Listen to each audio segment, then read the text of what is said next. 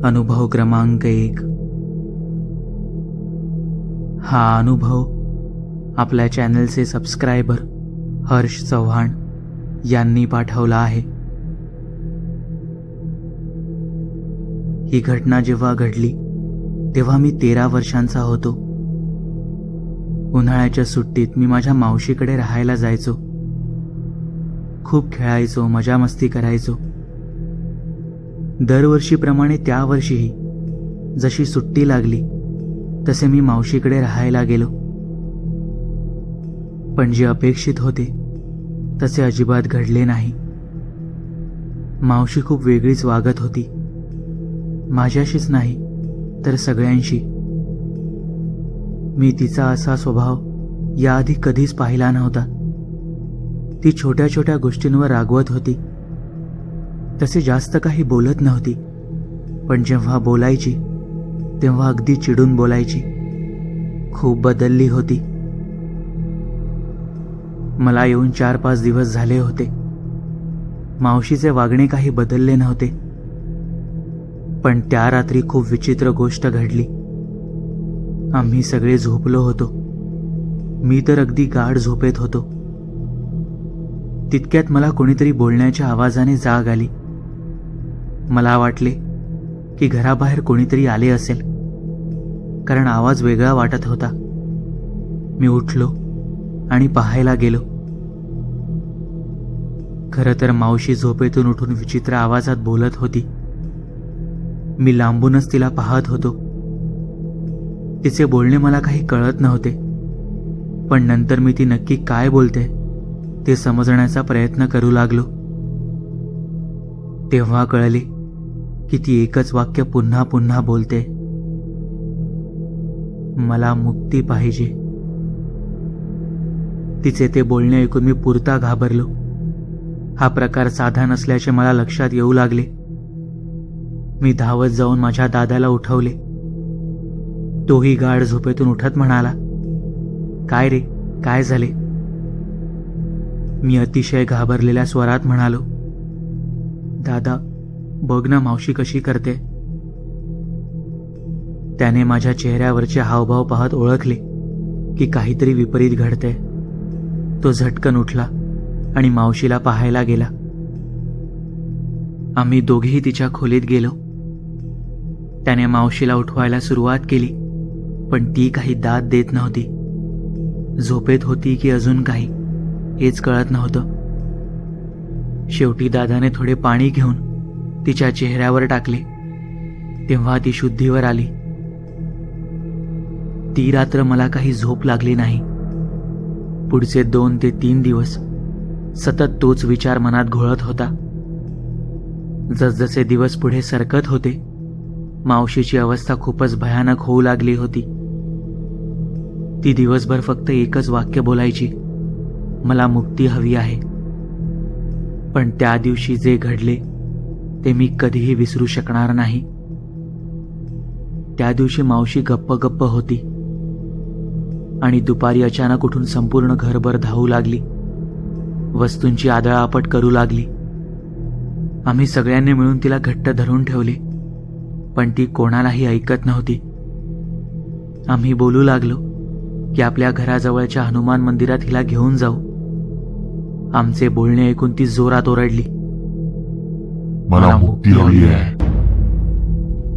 यावेळेस हे वाक्य जेव्हा मी तिच्या तोंडून ऐकले तेव्हा त्यात 2 वेगळे आवाज ऐकायला आले. माझ्यासाठी हे सगळे खूप भयानक होते.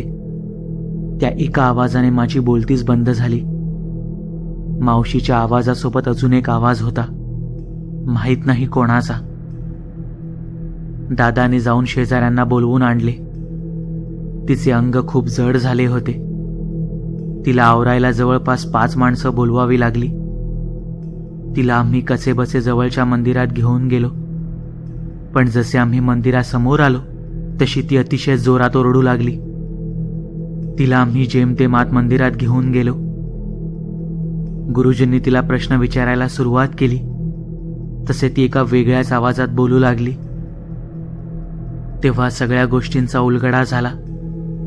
त्यांच्या शेजारी घरकाम करायला येणाऱ्या एका बाईने काही महिन्यांपूर्वी नवऱ्याच्या त्रासाला कंटाळून गळफास घेऊन आत्महत्या केली होती. तीच बाई मावशीच्या अंगात आली होती.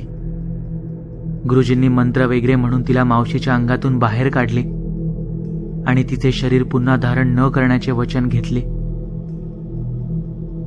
मावशी बेशुद्धच होती. तिला आम्ही घरी घेऊन आलो. पुढचे काही दिवस मावशीचे अंग खूप दुखत होते. आम्ही काही दिवसांनी तिला तिच्यासोबत घडलेला प्रकार सांगितला. तेव्हा तिला विश्वासच बसला नाही. देवाच्या कृपेने पुन्हा कधीही असा प्रसंग तिच्यावर ओढवला नाही.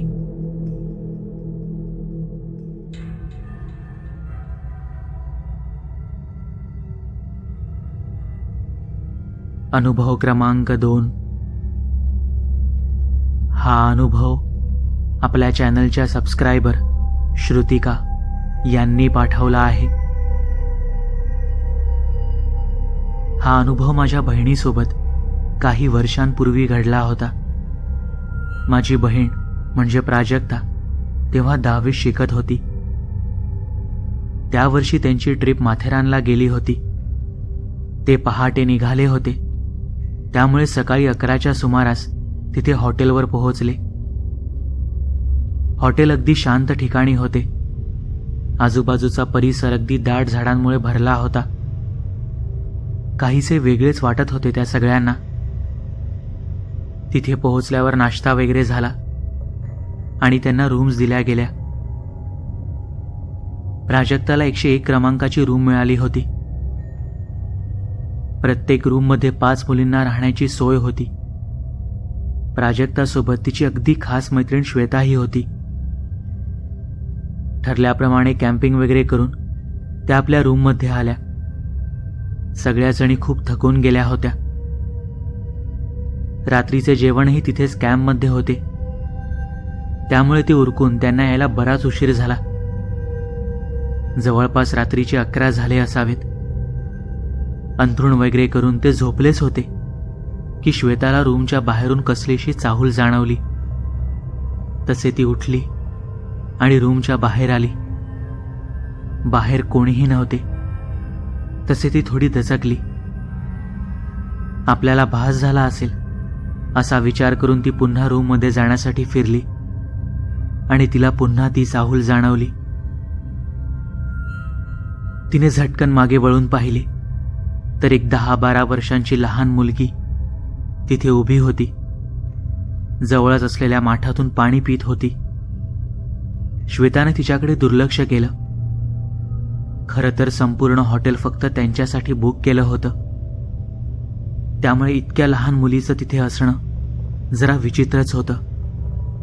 त्यामुळे श्वेता तिला तिथे पाहून बरीच घाबरली होती.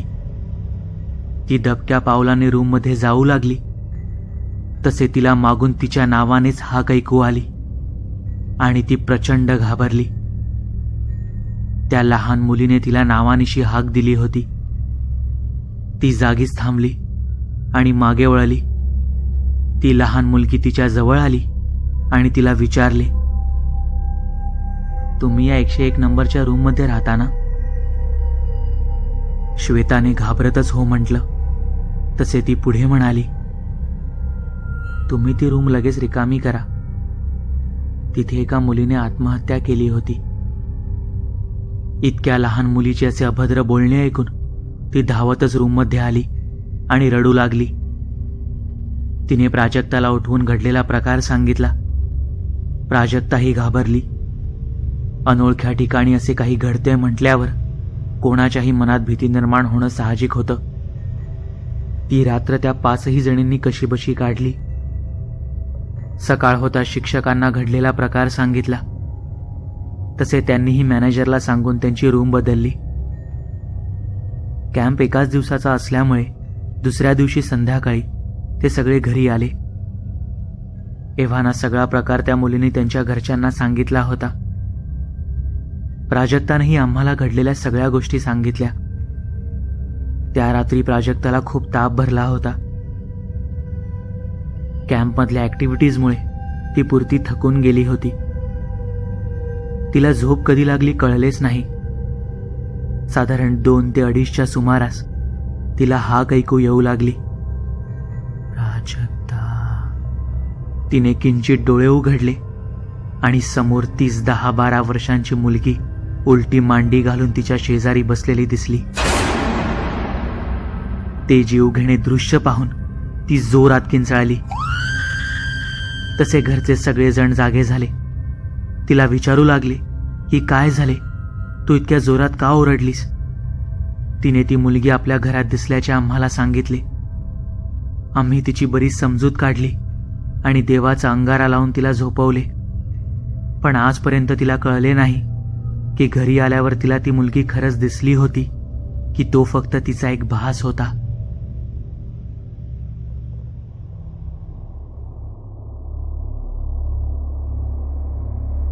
अनुभव क्रमांक 3.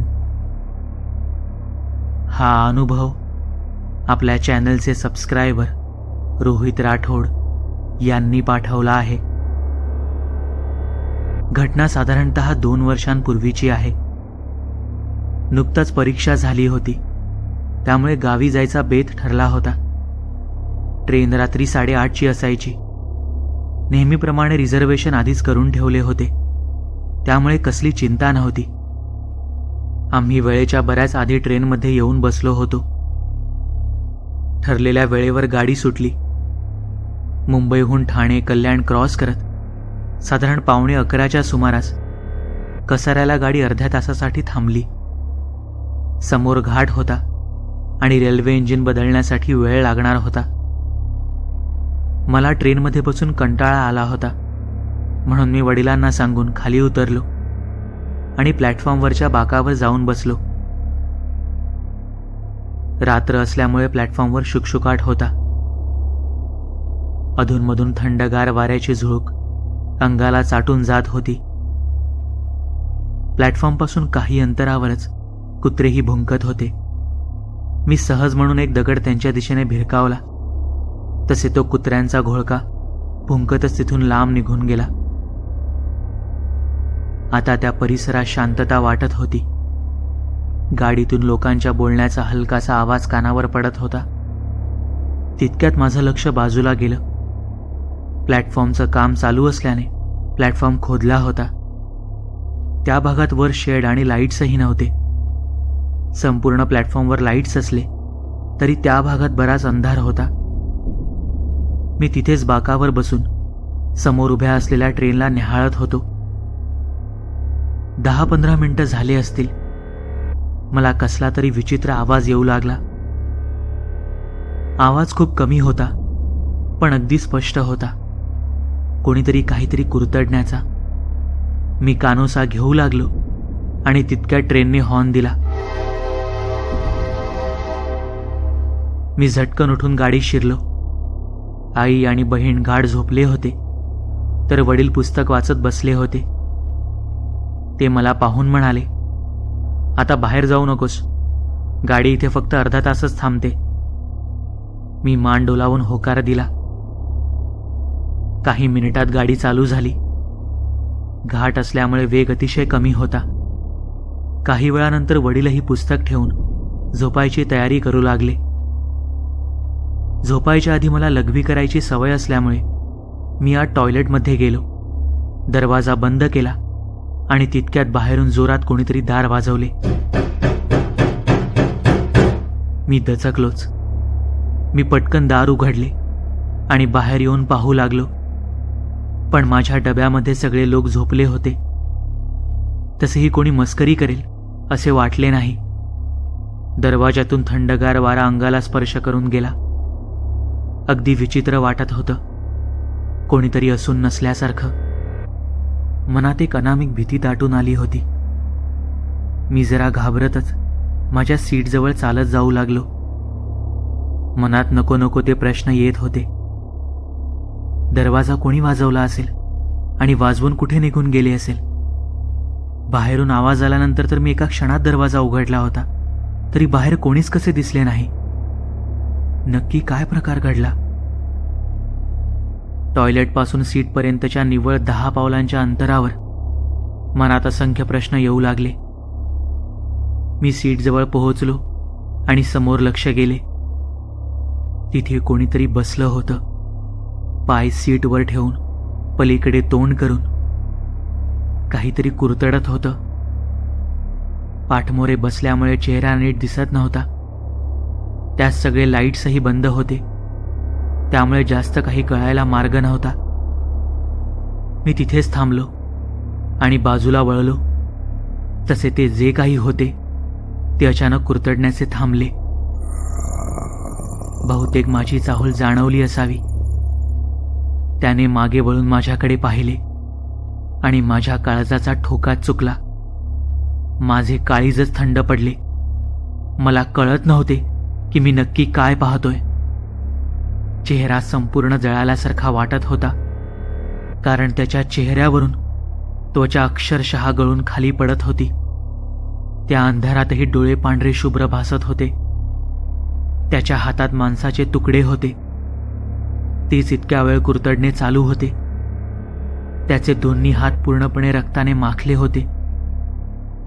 एका क्षणी वाटले इथून पळून जावे, पण पाय जड झाले होते. पाहता पाहता त्याने तोंडाचा जबडा मोठा करत एक विचित्र आवाज केला.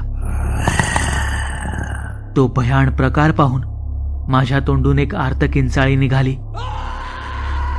माझ्या आवाजासोबतच समोर जे काही होतं ते क्षणार्धात दिसेनासं झालं. डब्यामध्ये सगळे लोक जागे झाले. माझे आई वडीलही आवाजाचा माग काढत माझ्या जवळ आले. त्यांनी मला सीटवर नेऊन बसवले. काही वेळापुरता तर मला काही बोलताही येत नव्हते. त्यांनी मला पाणी प्यायला दिले. मी थोडा शांत झालो आणि जे पाहिले ते सगळे आई वडिलांना सांगितले. त्यांनी मला समजावायला सुरुवात केली की तू वाईट स्वप्न पाहिले असणार, पण मला चांगलेच माहीत होते की ते स्वप्न नव्हते, कारण त्या सीटवर अजूनही काही रक्ताचे थेंब पडलेले भासत होते. मी भीतीपोटी पाण्याची संपूर्ण बाटली रिकामी करत जवळच असलेली बॅग सरकवून सीटवर आडवा झालो. मी इतका घाबरलो होतो की झोप अजिबात येत नव्हती. आई नेहमी प्रवास करताना देवघरातील अंगारा बांधून आणत असे. तोच अंगारा आईने माझ्या कपाळावर लावला. रात्री झोप कधी लागली कळलेच नाही, पण सकाळी 6:30ला वडिलांनी उठवले. मला रात्रभर ताप भरला होता. गावी जातानाच मला डॉक्टरकडे दाखवले. त्यांनी गोळ्या आणि इंजेक्शन वगैरे दिले. तसे मला थोडे बरे वाटले, पण तरीही पुढचे 2 दिवस मला रात्री ताप यायचा आणि सकाळी उतरायचा. आज या गोष्टीला जवळपास 2 वर्ष झाली, पण तो प्रसंग अगदी डोळ्यांसमोर तसाच आहे. थोडक्यात वाचलो असे म्हणायला हरकत नाही, कारण त्या रात्री काहीही विपरीत घडू शकले असते. असे म्हणतात ना, काळ आला होता पण वेळ आली नव्हती.